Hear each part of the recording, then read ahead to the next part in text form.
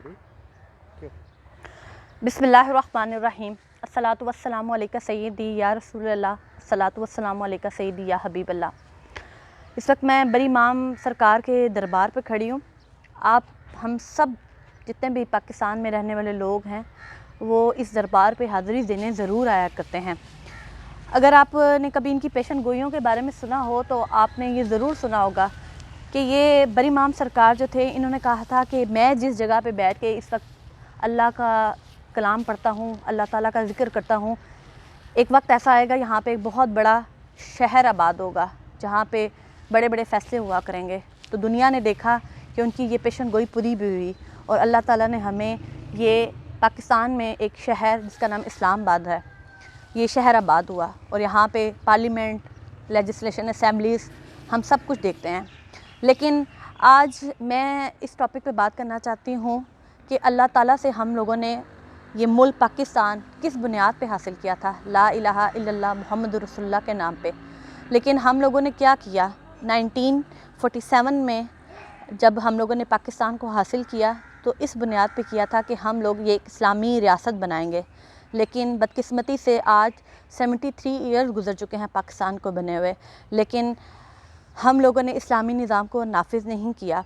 आज अगर 8 मार्च को औरतें, ख़वातीन घरों से बाहर निकलती हैं और अपने हकूक़ की बात करती हैं तो हम लोग सब चिलमिला उठते हैं कि नहीं, औरतें क्यों बाहर निकल रही हैं, क्यों अपने हकूक़ मांग रही हैं, औरतों को आज़ादी दी गई है, सब कुछ है।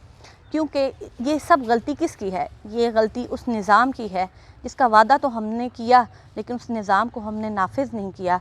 हम लोगों के मुल्क में आज भी 2 निज़ाम हैं। एक तरफ हम इस्लामी निज़ाम की बात करते हैं, एक तरफ हम लिबरलिज़म को भी देखते हैं। यहाँ पे ख़वातीन को अपनी मर्ज़ी हासिल है। कुछ ख़वातीन यहाँ पे अबाए पहनती हैं, बुर्के पहनती हैं, कुछ लोग दुपट्टे पहनती हैं और कुछ लोग कुछ भी नहीं पहनती।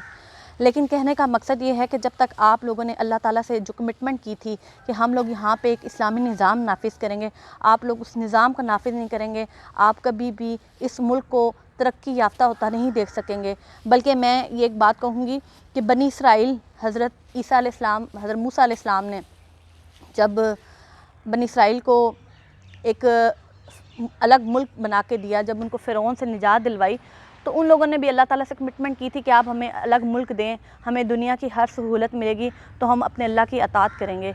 लेकिन क्या हुआ कि सब ने देखा कि कभी भी उन लोगों ने अल्लाह ताला की अताअत नहीं की और वो सारी ज़िंदगी ज़लील व ख़वार होते रहे। क्या हम लोगों ने 70 साल हो गए हैं इस मुल्क को इस्लाम की बुनियाद पे, दीन की बुनियाद पे हासिल किया, लेकिन हम लोगों ने वो कुछ नहीं राइज किया जिस बात का हम लोगों ने अल्लाह से वादा किया था। सबसे जो बड़ी और मुश्किल बात है हमारे मुल्क में इस वक्त, हम लोगों का मुल्क जो है वो इस वक्त सूदी निज़ाम पे चल रहा है। जब तक आप इस सूद के निज़ाम को ख़त्म नहीं करेंगे, इस मुल्क में हम तरक्की नहीं कर सकते। अल्लाह ताला के साथ हम लोगों ने खुली जंग शुरू की हुई है। 110 अरब डॉलर जो हम लोगों ने इस वक्त IMF हो गया, वर्ल्ड बैंक हो गया, हम लोगों ने उसका अदा करना है। 70 साल गुजर चुके हैं, इस मुल्क को बिल्कुल ना तो इस्लाम की बुनियाद पे खड़ा किया गया है और ना लिबरलिज़म पे।